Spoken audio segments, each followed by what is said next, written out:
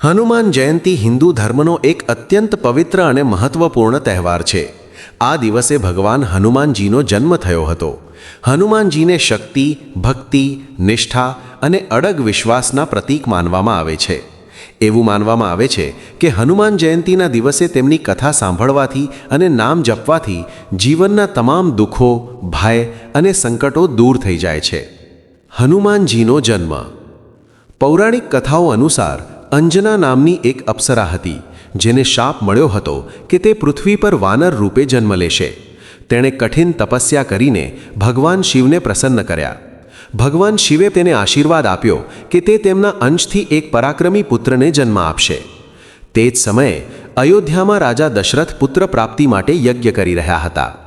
યજ્ઞમાંથી મળેલું પવિત્ર પ્રસાદ પવનદેવ દ્વારા અંજના સુધી પહોંચાડવામાં આવ્યું।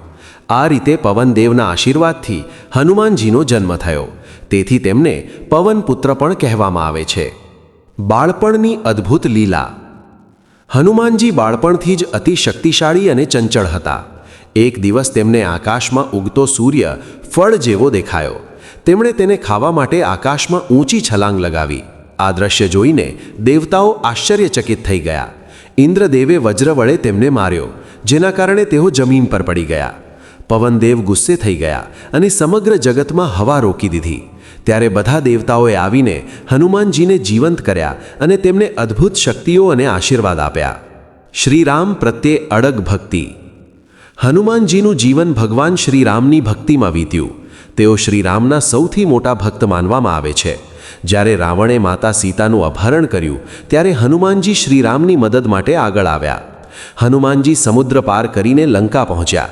તેમણે માતા સીતાને આશ્વાસન આપ્યું અને શ્રીરામનો સંદેશ આપ્યો।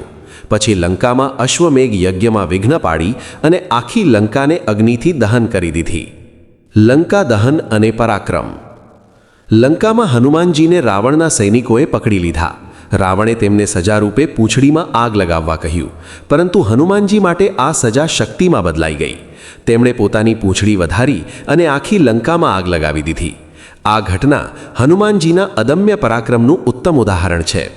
સંજીવની બુટ્ટી લાવવાનો પ્રસંગ। લંકા યુદ્ધ દરમિયાન લક્ષ્મણજી બેહોશ થઈ ગયા। વૈદ્યએ કહ્યું કે તેમને બચાવવા માટે સંજીવની બુટ્ટી લાવવી પડશે। હનુમાનજી તરત જ હિમાલય તરફ ઉડી ગયા, પરંતુ તેઓ ચોક્કસ ઔષધિ ઓળખી શક્યા નહીં, તેથી આખો પર્વત જ ઉખાડી લાવ્યા। આ રીતે તેમણે લક્ષ્મણજીનું જીવન બચાવ્યું। હનુમાનજીની ભક્તિ અને શક્તિ। હનુમાનજી માત્ર શક્તિના પ્રતીક નથી, પરંતુ ભક્તિ અને વિનમ્રતાના પણ પ્રતીક છે। તેઓ ક્યારેય પોતાના પરાક્રમનો ગર્વ કર્યો નહીં। તેઓ હંમેશા ભગવાન શ્રીરામના ચરણોમાં સમર્પિત રહ્યા। હનુમાન જયંતીનું મહત્વ। હનુમાન જયંતીના દિવસે લોકો ઉપવાસ કરે છે, હનુમાન ચાલીસા પાઠ કરે છે અને મંદિરમાં જઈને પૂજા કરે છે। આ દિવસે હનુમાનજીની કથા સાંભળવાથી અને તેમનું નામ જપવાથી જીવનના બધા સંકટો દૂર થાય છે। કથા સાંભળવાના લાભ। જીવનના દુઃખ અને મુશ્કેલીઓ દૂર થાય છે। ભય અને નકારાત્મકતા નષ્ટ થાય છે। આત્મવિશ્વાસ અને શક્તિમાં વધારો થાય છે। ભગવાન પ્રત્યે ભક્તિ મજબૂત બને છે। હનુમાનજી આપણને શીખવે છે કે જીવનમાં ભક્તિ, શ્રદ્ધા અને સચ્ચાઈથી બધું શક્ય છે।